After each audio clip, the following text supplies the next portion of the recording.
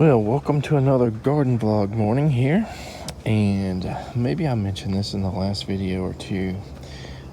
This Tiffany rose is so leggy from, I guess, being in the shade. You know, after that drought, we just put everything in the shade, and I thought it might have been a vining plant, but I think it's just a hybrid tea rose, like a shrub, and that's so weird. You can see some yellow and some red or pinkish colors, but it's not open yet. This LSU tiger fig was looking really bad when that soil dried out, so I'm glad I caught it in time and gave it a bottom watering, a soaking for, you know, pretty much a whole day, and now it's looking good again. This out. I guess we got two, what are they, scarlet rose mallows? I think I may have called them swamp rose mallows, possibly scarlet rose mallows. I'd have to look it up to see, but they're definitely in the mallow hibiscus family, so it doesn't really matter. They're pretty, you know. They seem to do pretty well here. As you can see, it looks like instead of 3 star fruit, there's 2 there, 3, 4. We got 4 popping up, possibly 5. There's one right there, or 2. And you can see it's starting to get some leaves. Right now, I think we're pretty behind in uploading everything, and it's not because we delayed uploading stuff. It's just we got 2 ISPs now. We got T-Mobile and DSL service, and sometimes both of them are bad. Sometimes T-Mobile will just get like be a speed demon, and you can upload 2 or 3 videos almost instantly, and then, you know, it's 2 or 3 days to upload another video. A big old bucket full, like a 3-gallon bucket full of that red maple tree that mostly composted down. Fell a couple years ago, but it was sort of already rotten for years anyway. And, you know, you can crumble it into a soil. Let's put this in that banana circle. See, the ants have already started kind of working their way around this. I'm going to crumble some of this around the banana, but most of that's just going to go in that circle there. Here it goes. Whoops. It'll all come out at once. There we go. Here we are in our turmeric and ginger bed here from way back when, you know. And we tried to plant tubers from both in wetland zone 1. I think we went to Whole Foods or one of those places and bought tubers of this, that, and the other. And, you know, what's weird is I'm looking at these little turmeric things and different things and thinking, well, this isn't going to be too much money to buy this, you know, based on weight, because they don't weigh much. But by the time I bought like 3 little things, you know, more than 1 tuber, but 3 separate types of items, I'd say, it was like $18. I was like, Jesus. Just pulled one up and they broke off here. So I mean, this is all usable, you know, culinary ginger. But, you know, since this is sort of self-propagating slowly but surely, might just put these tubers back here and just put this plant with the roots in wetlands. So what does this soil in this thing look like after being composted down for 9 years? Now, I can tell you that some parts are very airy. Lots of holes and all, lots of fungal growth. But, you know, the ones that are so dense that they're like really low to the ground, that's going to be a lot of soil. It has you can tell there's camphor in here, and there's sort of a sweet smell, but that's kind of what it looks like, black with sand mixed in, maybe some fungal roots. And of course the roots of all the weeds and other stuff that grow here. So let's see if we can get one of these culinary gingers up. Easy peasy. And there's another little sprout on that guy. Nothing broke as far as I can tell. So, alright, we're going to seed wetland zone 1 again with these 2 little plants. Alright, so we put it up here for other gingers and taro and, you know, the papaya. There's the turmeric we planted. And here's the little ginger plant. And let's hope for the best. Round 2, hopefully, or attempt number 2. This time of year, the sun comes out a little bit later, And look at all the condensation or dew on all of the leaves and grass and everything. We definitely got to worry about ruining our shoes. And I need a good pair of shoes, not water boots, but somewhat water resistant or waterproof shoes that are comfortable for my feet. In the last video we did, I talked about like ending season 2 of our online garden vlog on or around or right after Halloween. And I think that's a pretty good plan. I'm not sure if we'll be able to like say for sure like any of the loquat grafts took or anything like that. So we may have to shoot a little bit of video between season 2 and season 3 and just not post it until we do like just an update video when we start season 3. I'm not sure if that's how it's going to work or not, but that's just what's going on in my head right now. This other papaya never started fruiting, or flowering I should say. There's a yellow leaf. Maybe we can take that off and just use it as chop and drop. Yeah, it seems like they need to be a certain size. And what I'm wondering is what type or variety of this is. It seems to be a dwarf maybe, because those guys probably are no more than 6 to 8 feet above the bed where their roots are. And you know, like I said, that first male was flowering at what, like 3 foot or so, 4 foot. In the future, I need to try to figure out, in the best of my ability, what cultivars I am getting the seeds from. Now, if they're open pollinated with other types of papayas, then they're going to be mixed genetics. But there are a couple types that people usually do from seed. I think like red Meridol, and I think this Hawaiian Solo or something. These are like dwarfs that are commonly propagated, and like the Meridol, if I'm pronouncing that right, is one that my local nursery sells as well. I think they sell them for like $20 for a 3-gallon plant. And that guy produced papayas in his greenhouse. He planted them outside in his banana circles and different stuff, or whatever, his banana mounds. And I don't know or don't think that he produced fruit from the ones planted outside versus in the greenhouse. He was sampling some from his greenhouse, I think, just a few weeks ago. It's probably hard, even when you have a bunch of bananas shielding those papayas, to get them to fruit every year without that cold protection over that first winter. Bring them in the greenhouse, or you know, in your house during the coldest spells. Here's the front yard now, and I really want to kind of get rid of this crepe myrtle, but so far Natalie hasn't let me cut it down. It's pretty, but you know, it's just big, bulky. Maybe we just majorly need to trim it, but it's also growing in a fence there. And maybe we need to take this fence down and do major stunting or pruning of it. You know, I don't like over pruned crepe myrtles. They look, you know, terrible in comparison to just one growing out, but this has way too many, you know, trunks on it. Maybe do 2 or 3 trunks, and in a way that, look at there, that one's even kind of tying itself into there and grafting itself onto another trunk.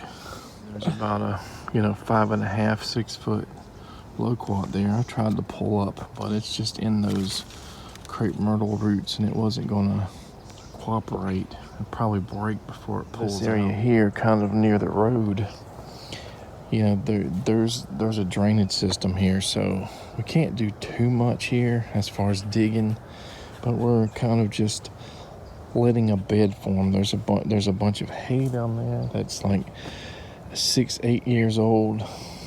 We've got ant beds there, fire ants, and we're just laying material here. And I think I'm gonna just experiment with a banana here, even without a south wall to protect it. Eventually, I'm not sure, maybe I'll put something else there.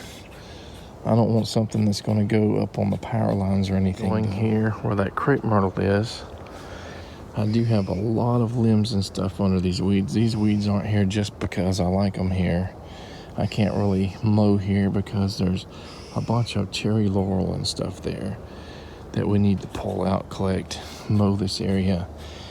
And this was like originally a driveway, right away or whatever, but we don't use it anymore. So it could be a parking lot for like 2 or 3 cars. But I'm thinking going close to the rose garden back there and maybe planting something else that's kind of out of our way. Could be an avocado, pear, something. And a bunch of cherry laurel here that we like. This is part of what we cleaned up and went over there, last year. So every year this, and I call it invasive. It may be the right term is aggressive, but because it's native, but these are some nasty plants, and the root system here for like 50 little trunks, it's on a single root system. It is hard to eradicate. Now we're on the opposite side of that crepe myrtle where this old right-of-way, driveway, whatever parking lot was. Just to give you an idea, we just need to clean it up. Now I have a Peruvian apple cactus over there. It's growing even though the weeds and the moisture and all is like always like hovering above it. So it's surviving until it gets bigger. I think we definitely need a bigger Peruvian apple cactus somewhere. But like I said, that crepe myrtle there is just huge. And we don't need that. Natalie may not let me kill it off if I could even get its roots killed, but we definitely need to make it smaller. Looks like our lemon verbena is just getting their first hint of a flower here. So there is someone in this area, possibly in a much cooler area in Chiefland, Florida, that is growing mangoes in the ground. Not unprotected, but it's definitely got my wheels a turning here. They use triple water barrels, probably a triangle or something, and bamboo stakes. They keep the mango trimmed to somewhere between 8 and 10 feet, and they wrap quilts around those bamboo tents or whatever, stakes, and make a tent, I guess, over top. And so basically what happens is these water barrels absorb heat all day long from the sun, and they slowly disperse that heat on the nighttime, and it acts sort of as a heater. And the ground actually, usually the earth, if you wrap things around with tents and stuff, or greenhouse wrap or whatever, a lot of people do it with papayas and citrus trees and stuff, the ground actually doesn't get as cold, I guess, as the air as well. So you get some of that protection from the ground heat, and you get some of the protection from the barrel heat. Now they say if you have like 2-3 days of freezes, without any major sunlight or whatever, these barrels won't work. This only works for so many hours before the heat has been taken out of the water barrels. Now, I think even David the Good has a bunch of water barrels in his greenhouse, but he also supplementally uses small heaters as well. Not something I'm going to go and build, right before a big freeze or possible frost. It's almost winter time. Doesn't mean, I won't keep these ideas in my mind, because it would be really nice to produce mangoes. And there's somebody in Gainesville that has like a 20 or 30 year old tree, I believe. I think they kept it in containers for years and years until they just could not maintain it in a container anymore. So they built like a big old, like a PVC hoop house or something over it. Now it is exposed to the air, most of the time.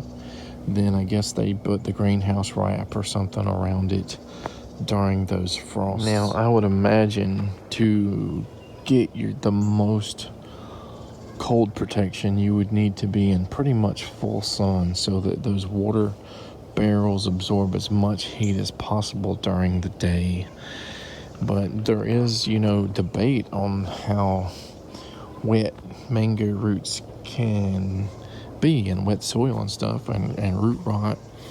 I think there's a big debate on that mangoes don't really like to be put in wood chips, which, building a raised bed with wood chips might not be the best option. They say, at least put 50% sand, maybe some sort of hybrid between a mycorrhizal raised bed, which is going to, provide nutrients and warmth to the roots, and, sand and potting soil as well, peat moss or whatever, to protect, from bacterial root rot and to make the plant happy. A lot of people say that mangoes do not like growing in greenhouses long term. I guess they may develop funguses and diseases and stuff from the constant moisture and humidity on them. There's no time for the leaves in their trunk to dry out. And I've seen some people mention that if you grow in the ground and you take them inside, for a prolonged period, you may need to spray some kind of fungicide on them. I don't know. We'll have to ask how the people that we know growing the mangoes in the ground around here are maintaining them. Are they using fungicides? Are they, are their plants still alive? I know for at least 2 years or more, one of them grew up to a 4-pound mango. The one in Chiefland. I don't know about the person, guy, gal in Gainesville that grows it. He might be an old timer that's not even have online access or anything like that to talk to him. A lot of our decision process may be about what we find at the time when we have extra money and how much is it going to cost. Do we just go out and buy a grafted mango, maybe a patio one like a Pickering or one of the Julie or something that's a dwarf, for the right price? If we have luck or no luck, do we try again and maybe just grow a bunch of mango seeds and then try to get scion wood? Now, my experience with growing mango seedlings is they do seem to get some sort of mold or fungus or something on them a lot of times and die. I haven't really tried super hard. Maybe if I put them in more sun versus in the shady areas where they're not being dried out as much, maybe you'll have better luck. Or maybe you do have to spray fungicides on them to keep them alive. And there are polyembryonic mangoes which come true to seed, and there are monoembryonic mangoes that don't come true to seed. How long does it take to produce fruit? 5-10 years on a seed? Or, if you get a bunch of varieties that would come true to seed, that would really make everything cheaper. But on the other end of the spectrum, if you have 10 mango plants and you're trying to grow them up, and you have to spray fungicide on all of them frequently, and then when they get bigger have to make greenhouses over each one, that might be a little bit of a job. See, I kind of feel like in one way I want to jump all in and then just overwhelm myself, but maybe we should only get one or two to experiment with that's already crafted, that'll give us some sort of results in a season or two, and not overwork ourselves. Will that happen in season 3? I don't know. We never know until we purchase something or somebody gives us cuttings or plants or seeds. Then again, there are a lot of ideas that I have had that I have not been able to implement.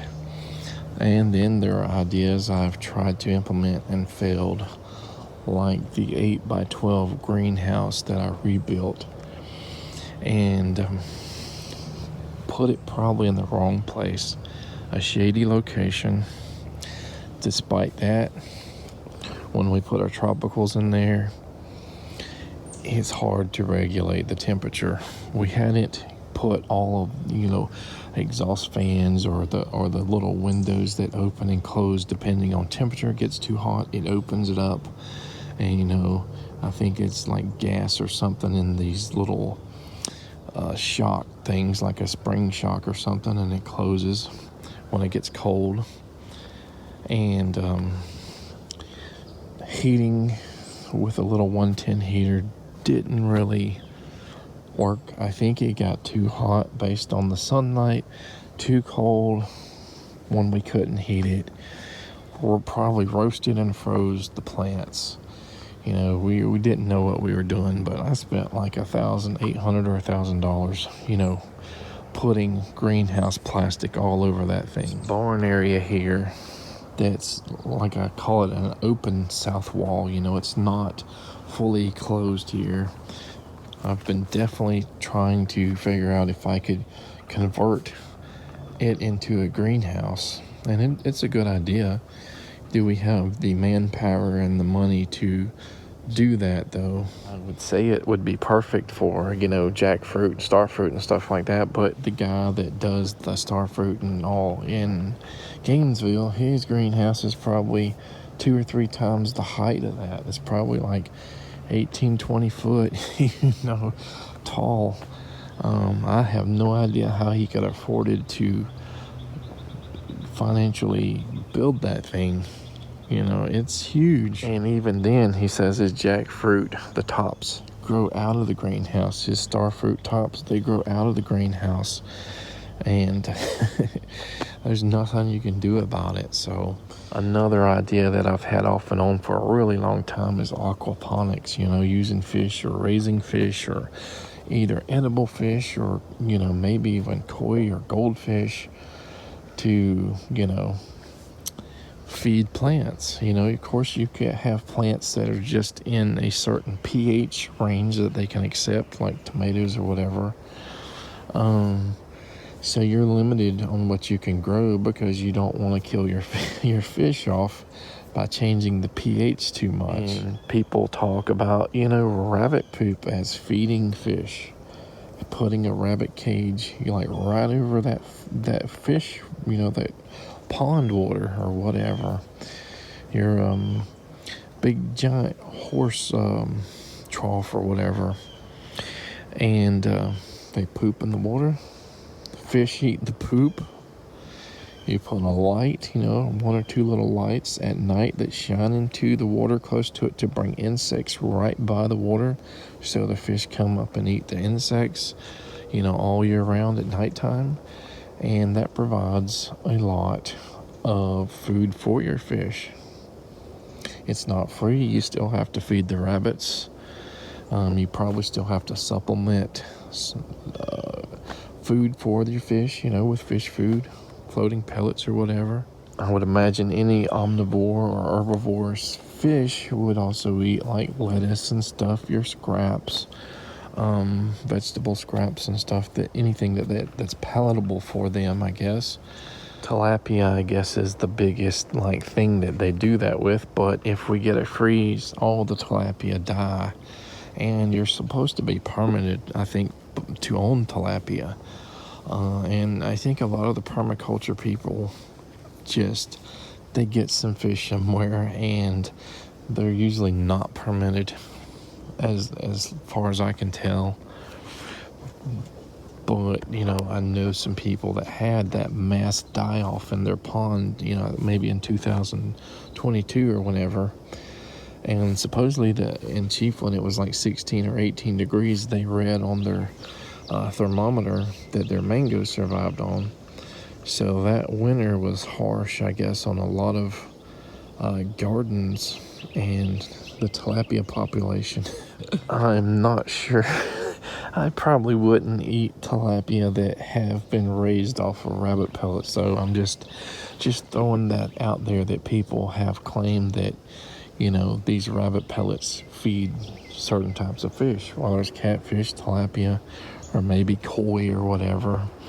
You know, I don't even know how many people that raise tilapia in the permaculture gardens actually eat them. You know, the person that I knew, I don't think she eats hardly any of her fruits or vegetables in their garden or fish, possibly not even the rabbits. Sorry for just talking and not doing a whole lot of work today.